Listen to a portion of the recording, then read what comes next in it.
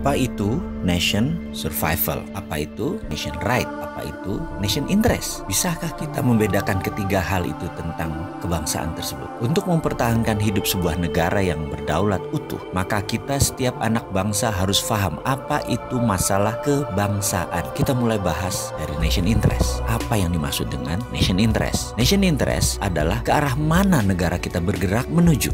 Sebentar, kita ini jangan-jangan ditanya nation itu apa, state itu apa, atau dalam bahasa Indonesia bangsa itu apa, negara itu apa, nggak ngerti ngebedainnya. Betul ya? Masih bingung? Kita bahas lebih dalam. Bangsa Indonesia itu jadi lebih dulu dari negara Indonesia. Bangsa Indonesia itu jadi lebih dahulu ketika Sumpah Pemuda tahun 1928 dengan mengatakan berbangsa satu, bangsa Indonesia. Maka sejak saat itu jadilah bangsa Indonesia. Sementara negaranya, negara Indonesia baru jadi setelah 17 Agustus 1945.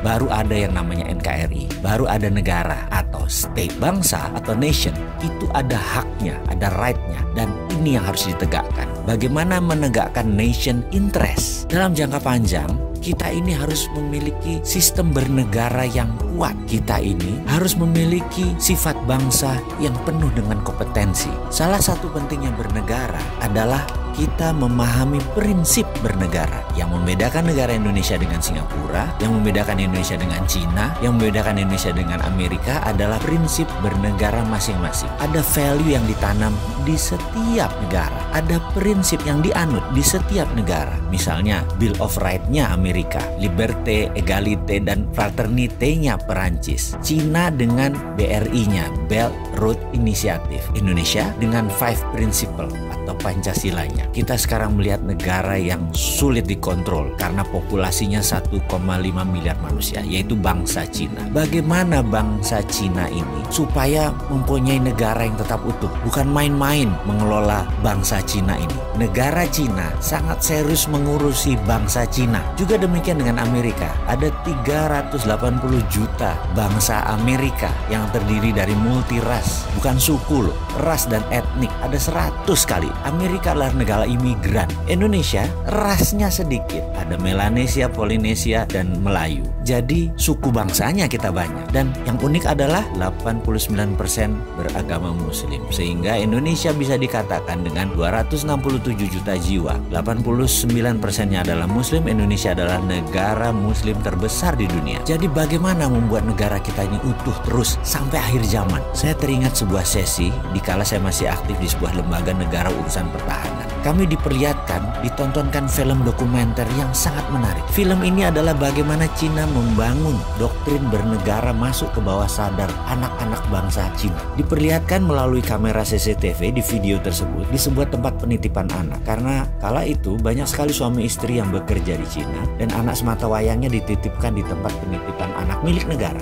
Anak itu usianya berkisar 3-5 tahunan. Ketika mereka sehabis makan siang, mereka pun tidur siang secara bersama-sama. Kira-kira jam 1-an kira-kira. Dan baru terlelap 15 menit lalu disetel lagu kebangsaan Cina. Ajaib, anak-anak itu bangun berdiri tegak sikap sempurna. Walaupun matanya tertutup, badannya doyong-doyong. Sampai lagu tersebut berakhir kira-kira 1,5 menitan. Lalu mereka melanjutkan tidur lagi. Dan ini bagi saya luar biasa sekali. Lalu ada di sesi lain. Mereka kan tinggal di rumah susun, yang apartemen itu. Dimana di sore hari banyak anak-anak lagi main basket, main bola, main tai chi, dan beragam aktivitas sore. Pada pagi dan siangnya, di tiang-tiang itu dipasang speaker toa banyak oleh sebuah tim. Ketika puncak kegiatan mereka kira-kira jam 5 sore, kembali diperdengarkan lagu kebangsaan Cina. Apa yang dilakukan? Anak-anak tadi yang lagi lari, lagi bergerak, tahu-tahu anak-anak itu semuanya diam, berdiri dengan sikap sempurna ketika lagu kebangsaan Cina tadi diperdengarkan. Mereka diam sampai lagu tersebut habis, selesai dinyanyikan. Dan mereka hanya diam saja di posisi masing-masing. Kalau lagi ke timur, yang hadap timur, lagi barat, yang hadap ke barat gitu ya. Dan ketika lagu selesai, mereka berhamburan kembali beraktivitas. Jadi apa yang kita bisa ambil dari pelajaran bernegara Cina kali ini? Ada baiknya ke depan lagu Indonesia Raya yang dinyanyikan adalah stansa 2 atau 3 stansa sekaligus. Lalu setiap anak bangsa mendengar lagu Indonesia Raya dinyanyikan, berdiri sikap sempurna, tidak goyang, tegak gagah sampai lagu itu selesai. Inilah strategi survival of the nation. Keberlangsungan kehidupan berbangsa dan bernegara adalah perjuangan jangka panjang. Membentuk karakter ini kita harus membangun dengan semangat yang gigih militan, yaitu diawali dengan sikap sempurna mendengarkan lagu Indonesia Raya.